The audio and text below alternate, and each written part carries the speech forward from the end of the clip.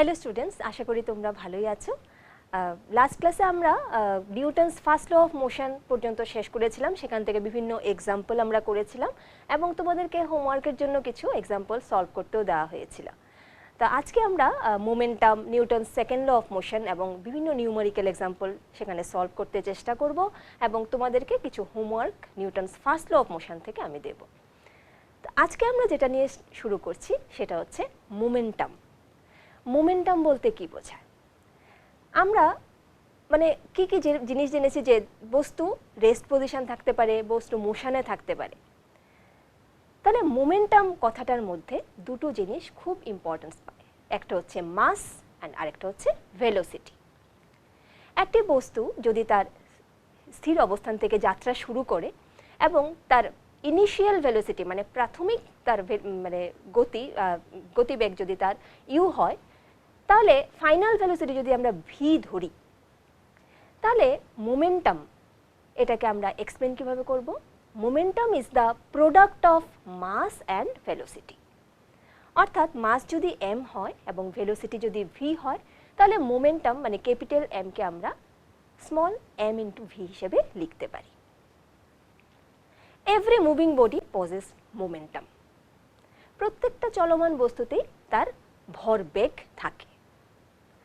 এখন তোমরা জানতে পারো, চেষ্টা করতে পারো যে মোমেন্টাম সেটার এসআই ইউনিট কি হয়।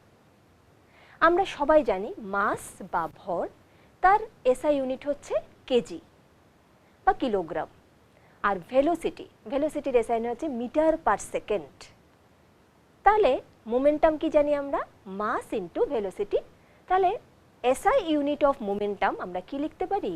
KG metre per second or kilogram metre per second.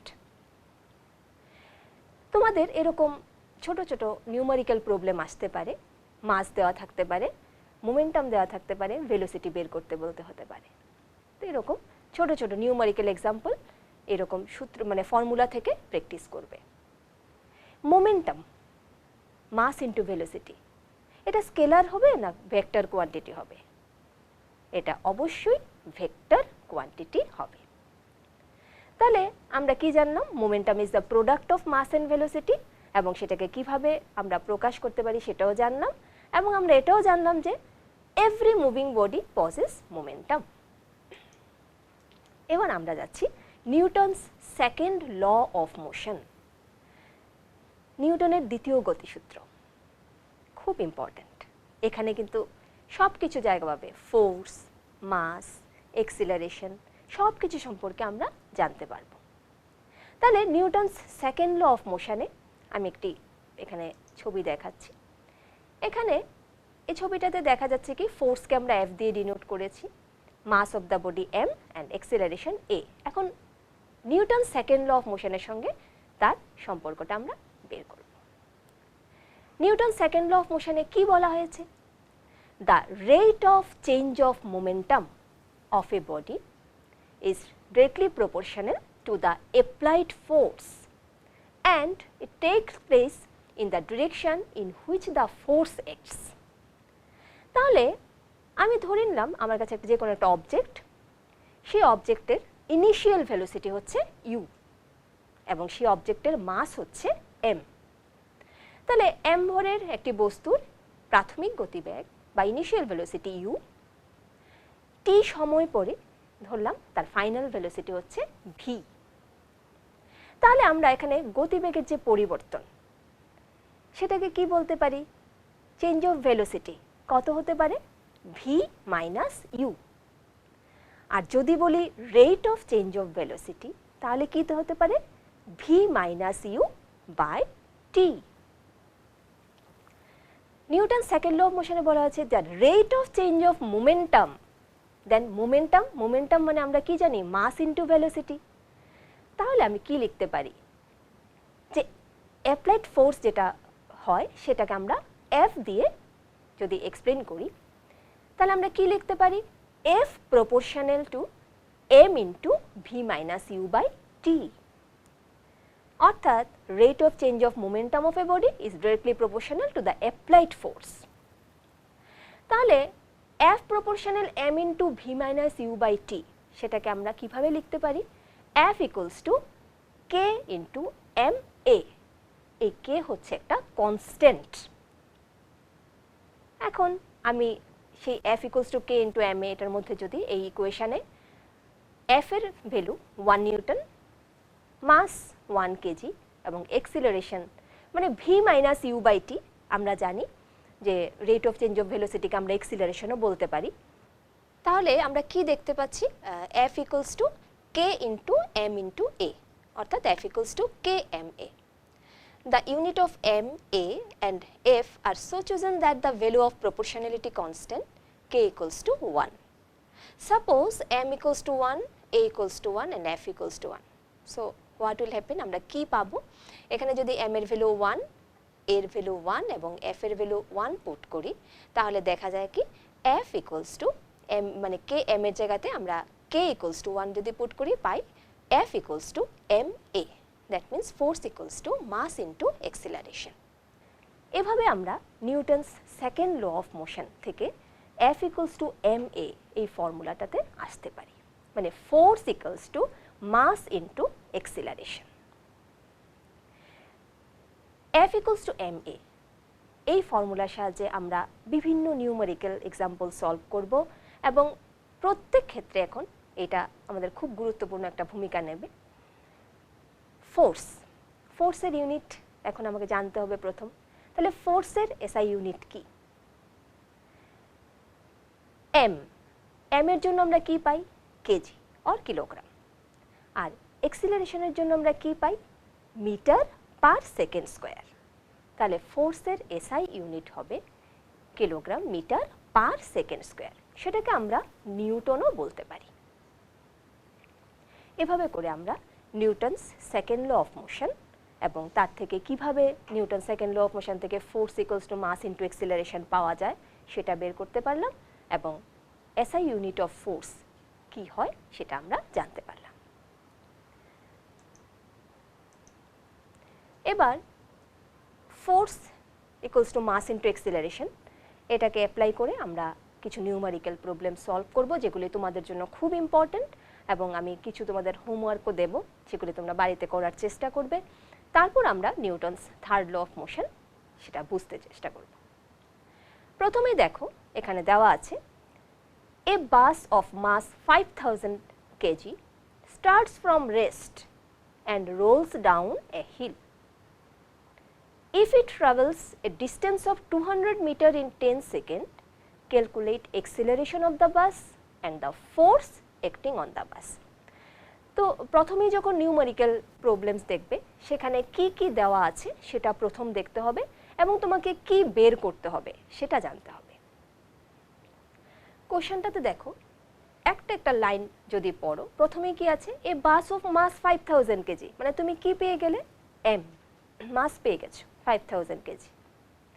Starts from rest, rest position থেকে যখন কোনো বস্তু স্টার্ট করে অর্থাৎ ইনিশিয়াল ভেলোসিটি তখন তাকে 0 মিটার পার সেকেন্ড, 0 ধরতে পারো, u equals to 0 and rolls down a hill, ঠিক আছে।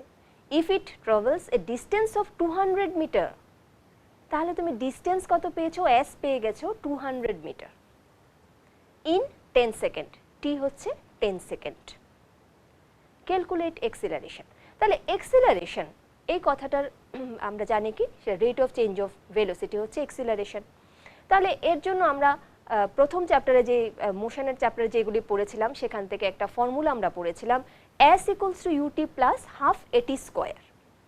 তাহলে তুমি তো এস জানো, এস এর জায়গা 200 বসাও, ইউ জানো তুমি 0, 0 ইন্টু 10 0 হয়ে গেছে, plus half a t square. You have to find acceleration, মানে তোমাকে এ বের করতে হবে।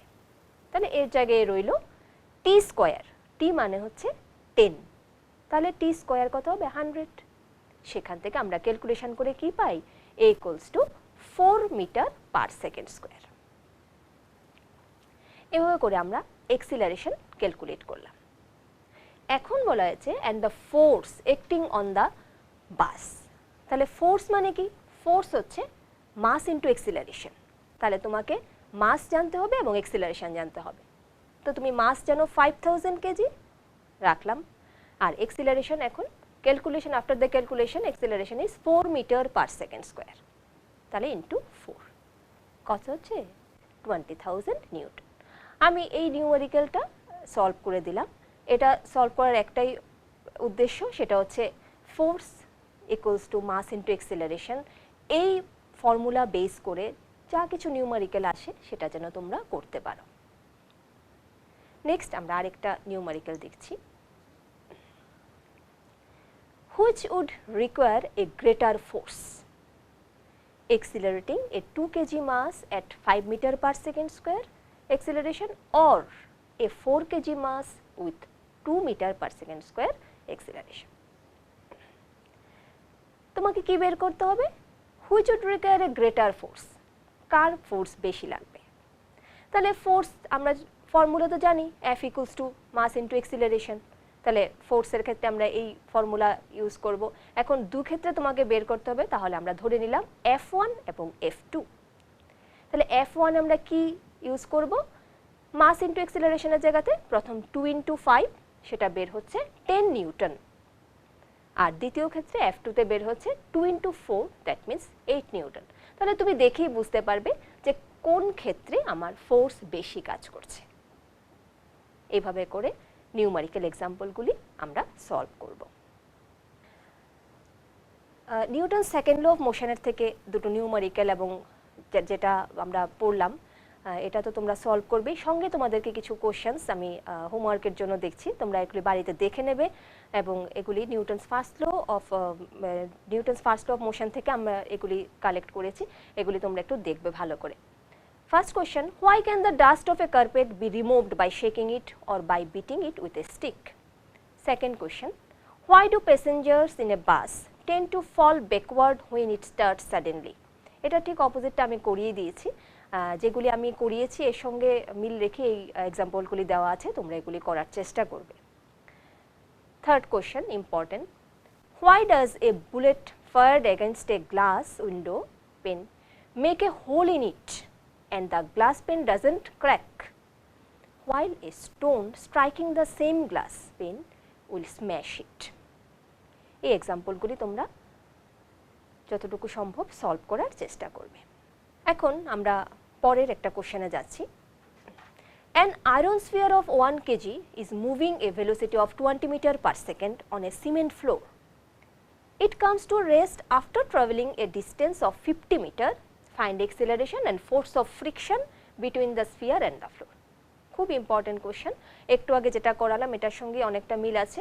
মাস দেওয়া আছে 1 kg, moving a velocity of 20 metre per second square per second, তোমাকে ইনিশিয়াল ভেলোসিটি দেওয়া আছে।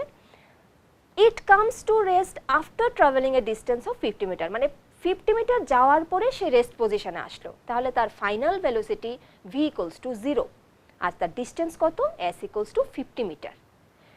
তাহলে তোমাকে কি বের করতে হবে? ফোর্স অফ ফ্রিকশন বের করতে হবে এবং এক্সিলারেশন বের করতে হবে। তুমি m জানো, u জানো, v জানো, s জানো।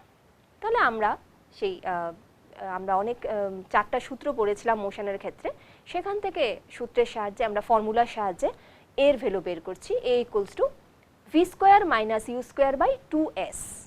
তাহলে তুমি এখানে ভ্যালু যদি বসাও সেটা ক্যালকুলেশন করে এর ভ্যালু মানে এক্সিলারেশনের ভ্যালু আসে -4 মিটার পার সেকেন্ড স্কোয়ার।